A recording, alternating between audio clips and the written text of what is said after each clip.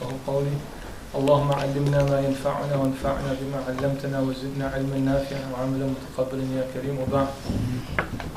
We've spoken about two of the existing attributes or the affirmative attributes of Allah subhanahu wa ta'ala. We said these are amongst those qualities or attributes that are compulsory, wajib lillahi ta'ala, they must exist with Allah subhanahu wa ta'ala.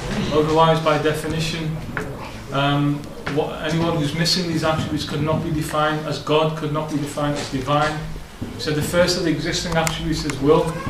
Allah subhanahu wa ta'ala is al-murid, He has irada, He has will, and we said will is an attribute. And again with the affirmative attributes we said they are attributes that are azali, they are eternal, they have no beginning, no end to it.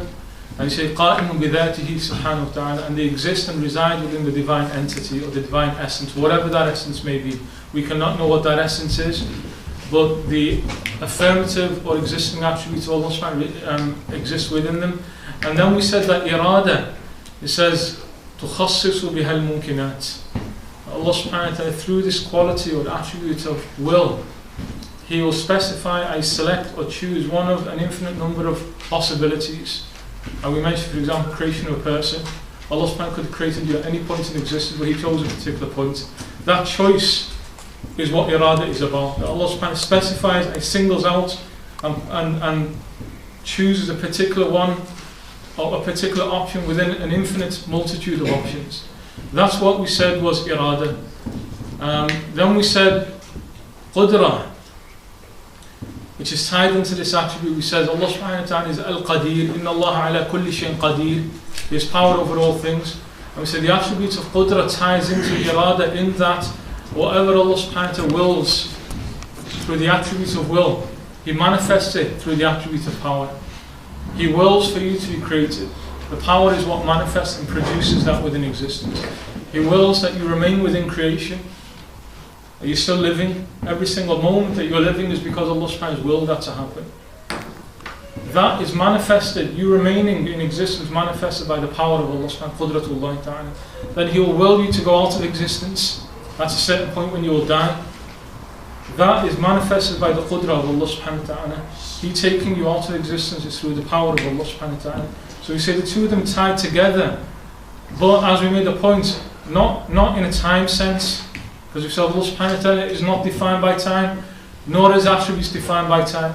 And this in truth is one of the biggest difficulties that human beings have to understand Allah subhanahu wa ta'ala. First, there's a hijab, there's a veil from us knowing the divine essence. You can't go there, you're not allowed to go there. Whatever conclusion you come with is not Allah subhanahu wa ta'ala. But then, the problem is, how can you understand that which you can't understand? That which you can't understand. You can't define God Almighty in a precise sense. You can't define Allah subhanahu wa ta'ala in a precise sense. All we're doing is clutching at whatever Allah subhanahu wa ta'ala has given us an insight into.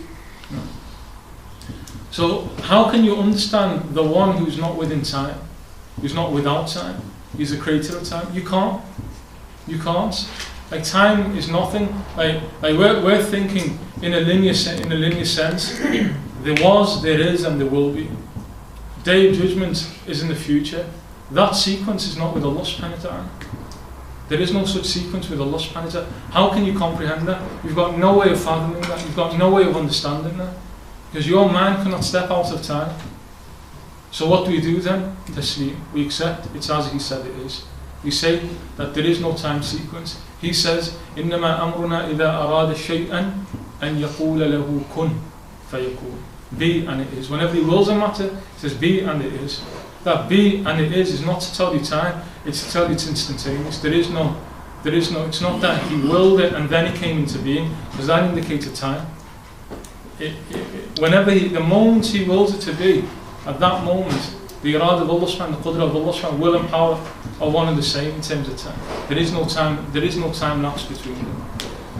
One of the points that we should be beginning to understand from studying the Aqida Lesson of the Orthodox Muslims is that there are limitations in terms of what we can know. We have to understand that. We can't go with the assumption that I can understand everything I need to know. No. You have to understand and accept at a certain point you just can't understand it, and you've got to stop at that point and accept it and have to esteem and resign to understand your limitations as a human being. And we'll see that most clearly when we try and understand qadr, destiny and free will. Like the beginning point is you can't understand it. We're only just getting glimpses into trying to understand it. So as the more and more we go into Aqida, rather than thinking because we're products of Western lands, of non-Muslim environment, where the arrogance of the human being is I can understand everything, my mind can take me to understand everything. You've got to step back and understand that you don't have that ability. You don't have that ability. The aql is light that Allah subhanahu shined upon you. He's illuminated your essence through a light that allows you to see into certain aspects of creation. But it doesn't, you can't comprehend everything within creation, let alone the creator. You can't begin to understand every single secret of creation, let alone the creator of creation.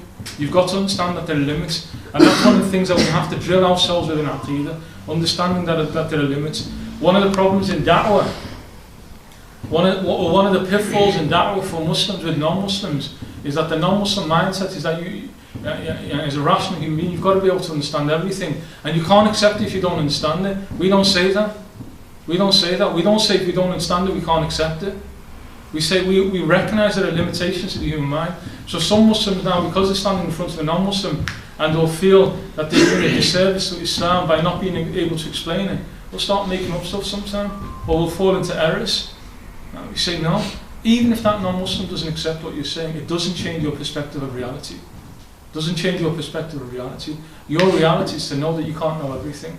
وَلَا يُحِيطُونَ بِشَيْءٍ مِّنْ عِلْمِهِ حَتَّى شَيْءٍ مِّنْ عِلْمِهِ. You cannot encompass even any part of his knowledge إِلَّا بِإِذْنِهِ, except for with his permission. They ask you about the ruh, قُلِ الرُّوحَ مِنْ أَمْرِ رَبِّي وَمَا أُوتِيتُم مِّنَ الْعِلْمِ إِلَّا قَلِيلًا. You've only been given a tiny portion of knowledge, and that's what you've got to understand. As Sayyidina Khadr alayhi salam tells Sayyidina Musa alayhi salam, comes in the hadith in Bukhari, when they're going across that stream or that river on the boat, and they see a log floating, and then a bird nestles and perches on that log and it starts pecking into the water. Khadr alayhi salam says to Sayyidina Musa alayhi salam that the amount of water that's been taken out on the beak of that bird in relation to the sea or the river is equivalent to human knowledge in relation to the knowledge of Allah subhanahu wa ta'ala. You can't compare the two. You can't compare the two. So we need to start understanding restrictions. If we struggle with certain parts of understanding Aqeedah, it's because of our limitations. And we have to accept that. We move on then to the third of the affirmative attributes of Allah subhanahu wa ta'ala. Sifat al-Ma'ani. The next two, I think the next two are relatively easy. The next attribute is life. Al-Hayat. Al-Hayat.